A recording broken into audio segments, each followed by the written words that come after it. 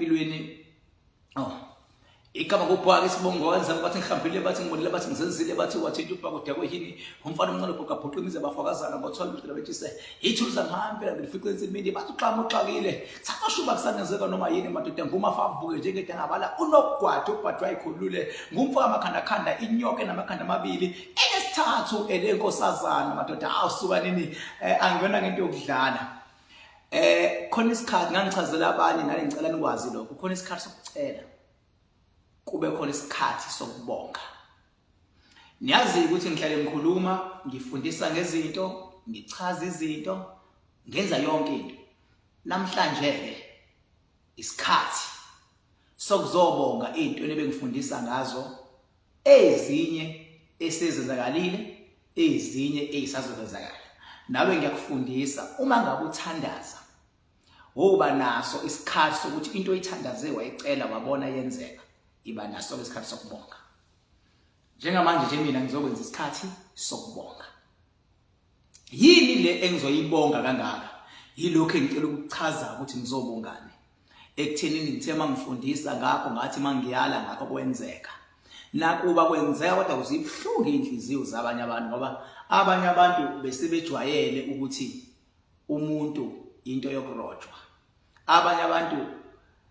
sebephile eside isikhathi ngegazi labantu abanye sebephile eside isikhathi ngokukhuluma into ezingayenzi isense kubantu ngokuthi umuntu uxakekile agcine evuma noma yini bayazi-ke mina abantu seke bangifonela mina angitatazeli mangithe ngizokucheckela ngizokuhlolela ngizoconsulta nawe I take my time mina ngoba yindaba mangabe kusekhona umuntu esengiqale ngaye ngiconsult angiconsult ngithi ngidlulile ngiconsult mase sifuna ixazululo ukuthi before uzusetshenzwe yini engaba i-step sokuqala ongabe usenza wena ukuze ubone umehluko ngoba umehluko ngenkinga onayo ukwazi ukuthola ngikuchazelile ukuthi isimo sinje enza okuncane ongakwazi ukwenza bese kusala ongeke ukwazi ukwenza ingawo ngisho umuntu ogulayo contact kuthiwa i-first aid mase kuba khona ke la esesibhedlela nasempilweni ke mangabe usuconsulte kahle nomuntu ofana nami sesifikile isikhathi sakho ngoba vele wonke umuntu ngicela wena bandle ungibuka la esingakafiki isikhathi esokuthi ngiconsulte nawe khululeke uzobona mase sikhuluma ukwi-queue sokhuluma impela nje umehluka ngitatazeli ngoba bengabe ngikhuluma nabanye kusuke kuyisikhathi salabo kodwa siyeze sakho into engifuna ukuyibonga kakhulu la ukuthi ngifundise abantu indaba ka12 ebusuku ukuthi ngo12 kuyavukwa ucele ngo12 and mawucela ngo12 akuyona impoqo ukuthi uyoze ucele in the form of ukuthandaza ungavuka nje ebusuku ukhulume nabadala kodwa ngo12 mawunesigodlo ungavuka nje ngo12 ukhulume nabadala umehluko kuyingozi ungena esigodlweni ngo12 ebusuku ngoba kusuke kwenzeka into ezingajwayelekile kahle nje angene esigodlweni ngabo12 ngoba isigodlo suke seseyenye into ngalezo zikhathi lezo abantu abadala basuke benza into ezingajwayelekile kusuke isikhathi sabo kodwa ekamelweni lakho ungakwazi nje ukuzikhulumela nje uthemeleze ekamelweni uthemeleze ngitshela bengabona isigodlo bengabe ungenasigodlo ke shuthi awunayo indawo kuthiwa hayi abadala ungakhuluma ke ekamelweni lapho noma endaweni yakho yokuthandaza kodwa uhlukene umuntu onesigodlo isigodlo ilapho athi hlala khona abantu asebenza ngabo uyabo bese kuzothi emsamo ila hlala abantu bakini ongasebenzi ngabo kodwa abakugadile khona abantu osebenza ngabo khona abantu abakugadile uyabo esigodlweni hlala abantu osebenza ngabo ingawo kuhlala imithi kwezinye igodlo kuhlala imithi kuhlala yonke izinto osebenza ngazo isigodlweni nje izinto osebenza ngazo lezo bese kuthi emsamo izinto abantu abakugadile so abantu ke sebeyaqonda ke manje ukuthi ngo12 ebusuku kuyathandazwa and abantu abaningi sebeyawenza with understanding yangizwa ngithini with understanding bese kuzoba ke nenye indaba futhi engayithinta ngathinta indaba kadadewethu loyana uKhenny Khumalo ngasho ngathi alikho iphoyisa elizombopha lithi ubulala umuntu ngiyakhumbula impela ngathi kushubile kuthiwa kutholakala ufakazi ngaphakathi abantu sebethi hey King Bhaka wathi ngikaze aboshwe nangu uyoboshwa ngavele ngahleka ngasho kodwa ngathi hayi ezinye izinto azihambi ngalendlela usukucabanga ngayo. As much as sonke sifuna ukuthi abakameyiwa bathole ubulungiswa kodwa futhi akufanele siphume kuma lines ekusetshenzwa ngawo spiritually ngoba thina mina njengomuntu onephawu ngiyabona ukuthi kwenzakaleni lapha futhi ngiyabona ukuthi izinto zenzakale kanjani kodwa manje uthola umuntu ongaziyo ukuthi avela afuna ukutshela thina mina nje bandla please ngokwe level yaka spiritual I'm very much powerful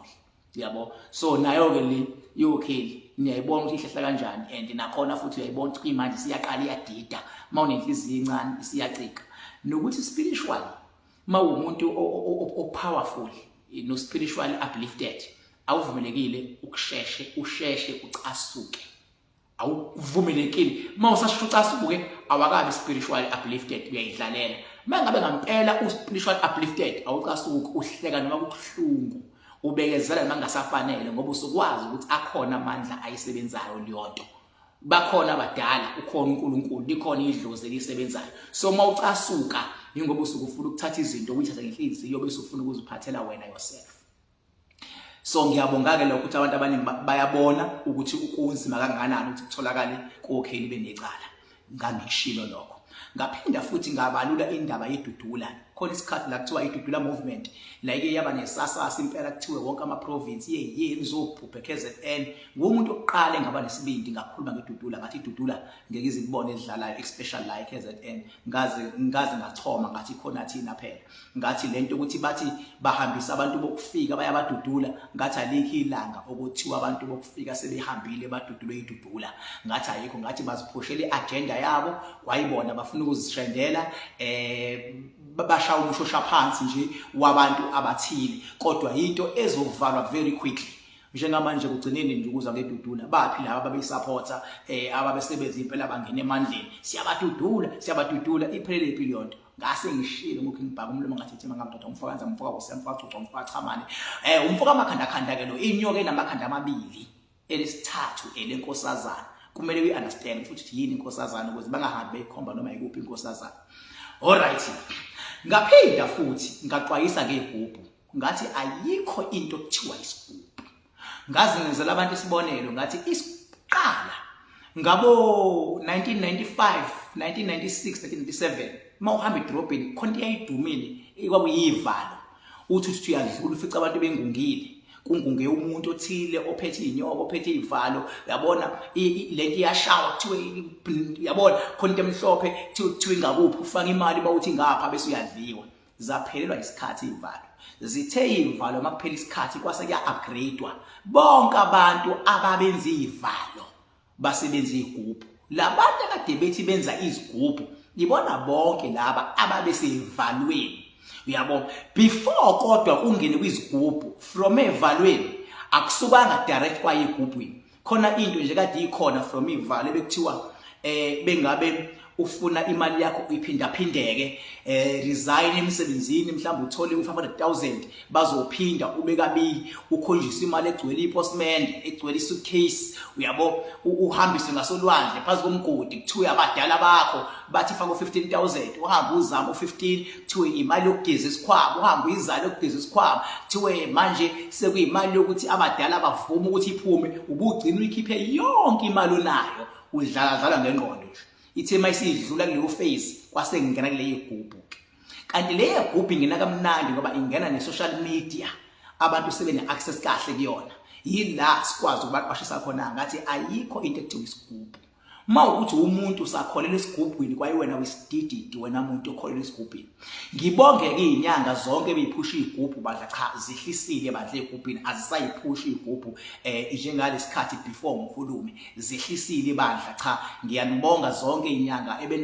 makethi igubhu ngibonga unembeza wenu nokuthi ningihloniphe ukuthi mase ngiyikhuzile lento ngathi ithatha imali yabantu kanti sibi isimo sabantu ngoba kubuya kuma lockdown bafethu abantu baretrenchiwe emsebenzini abantu bafundisa izingane bezingafundi so umuntu nomuntu imali anayo kuphoqa ukuthi akalale phezukwayo so bengabe uzoyithatha wena ngento engekho uthi isigubhu uyabona nisolo senzayo ngibonge kuyinyanga lapho ukuthi cha zingilalelile zihlisa abadle igubhini izinyanga zakho ngaphandle bakuyinyanga ke kuthiwa ngempela isigebengu lesi esinembobe ekhaleni engenanembeza ingaqhubeka ke neyikhulumele ngesigubhu sayo kodwa inhlanhla abantu ke sebeqwashile ukuthi ayikho into ngesigubhu base bafethu ngidlulisa amazwi enduduzo kulabo ababeyithathile igubhu abaqove nazo ngoba inqwabo samabhizinisi bandla abaqove nazo abanye sebeyilahlile abanye badini bayishiya kanjalo abanye bazamile ukuyiphindisa banqaba abantu ababenikezile ukuyithatha bathi ngeke siyithathe wena isho ukuthi asikwenzeleni futhi yabo bafethu lena nonke lathatha igubhu ngithi dudu bafethu alehlanga ngehlanga kwakuyiphase nje leyo eyadlula umehluko yadlula nani njenge corona so nje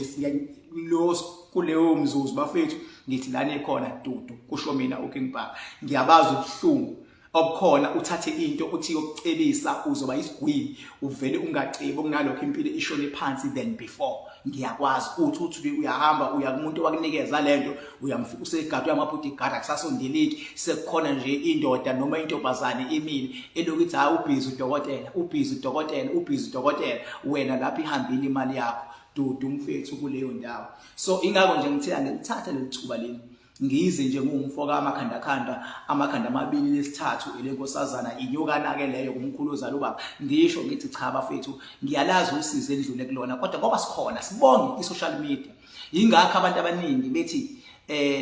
asingayisebenzisi i-social media because i-social media imqwashisa kalula umuntu khona umuntu ukuthi masikhuluma kanje ukuthi akafe athi kodwa uyapi ku-social media ngoba isikhathi samanje umuntu kulula ukuthi athole information through i-social media okusho ukuthi mawumgebenga umuntu akuselula ukumgebenga ngoba ikhona i-social media njengamanje sibongele nje konke ne-technology eyenze izinto zabalula ekuthini abantu bakwazi ukuqwasha bakwazi ukuqwashiswa bakwazi ukudecide ukuthi kuphi okukhona nani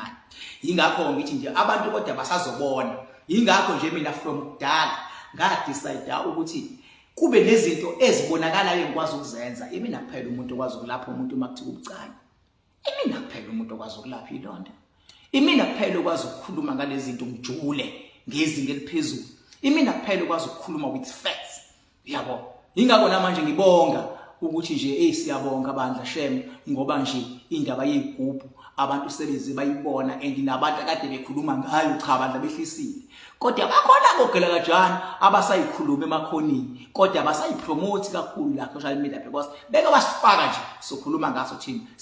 and bengakafiki esigabeni sokuthi ngikukhombise ukuthi lobugebengu kwezigubhu bushaba kanjani kodwa mabeqhubeka kukhona onenkani ngogcina nginikhombisa ukuthi benziwa kanjani ubugebengu bezigubhu ngiyonenzela khona la live nibhekile ukuthi asibonaka isigubhu kuba into kanjani ngikupendele sona ubhekile yabo ngikufakele yonke into ubhekile ukuthi senziwa kanje yabo bese uyabona wena ukuthi leyo nto leyo ingabiza yini imali enkulu then you will decide for yourself kodwa nje ngicela ukuyibonga inyanga zezigubhu bandla ngokungilalela uNkulunkulu aziqinisa la zikhona futhi azikhulise cha ziyakwazi ukulalela zinamandla ekulaleleni uyabona hayi umuntu agoloze noma esebona ukuthi ijampile ngoba phela hayi besiyijampile nje uyabona kodwa ke phela noma yini baba khona abantu esuke izodlula nabo yadlula ke nabanye abantu le ndaba yezigubhu ke khona abantu ababakhipha nje bandla 100,000 khona ababakhipha 50,000 khona ababakhipha no 200,000 ekhiphela umsangano umuntu khona abakhipha ngisho 500,000 and more khona abakhipha ngisho 6 million ekhiphela umsangano ekhiphela into engekho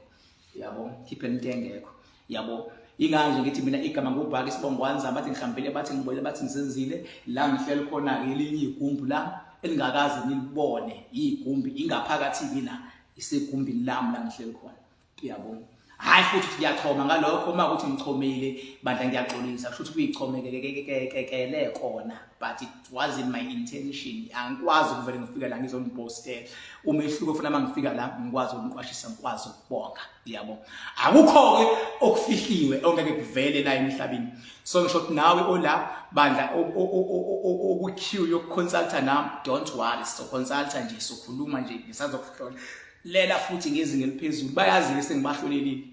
ngikuhlolela mina mase ngiyakutshela ukuthi awube wenza kanje. In the meantime usahlela ukuza kumina ubona umehluko. Mina khona abantu kuyimanje sebephumelele, mina nginabantu mina kuyimanje abaphezulu kakhulu, yabo, abasebenza imali ngampela lebe khona, yabo, ngoba ngikhona. Umehluko ukuthi mawusiza abantu ukuthi abasebenza imali awuvumelekile ukukhompyutha nabo. Mangisiza abantu bamathenda angivumelekile ukuba nethenda, because it's a conflict of interest. Ngenkathi ngisiza lo yami umuntu onethenda ekhokhile ukuthi angimsupport, sekuyaba nami nginethenda, sekumele kuyobhidwa, futhi ngikhompyutha nomuntu ebethi ngiyamsiza ngimenze isilima leyo muntu, yabo. Angivumelekile. That is why mina ngibone ezintweni eziningi ngeke ngibone emathendeni, ngoba kunabantu engibafakile emathendeni ekufuna ngilwe, futhi abantu engibafakile ngiyahlukanisa mina. Business KZN, abanye ba business eLimpopo, abanye ba busy na KZN enkulu. Abantu angibasebenza endaweni eyodwa. Mawukuthi mina wena usebenza uMashu, ngeke ngithathe omunye umuntu ngithi naye ngifuna bhidele ithende kaMashu. I won't do that mistake, yabo. Kodwa kubeka aMashu omunye elekoZulu, omunye eseEastern Cape, omunye eseGoli, mina ngisebenza kanjalo. Angisebenzi ngokuqaba, ngisebenza nequality ukuthi mase ngithenga ngiyamsiza umuntu, angimsize asizakala. Makwenzeka begcina beyihlanganyela labona abantu la kukhona la kuthinteka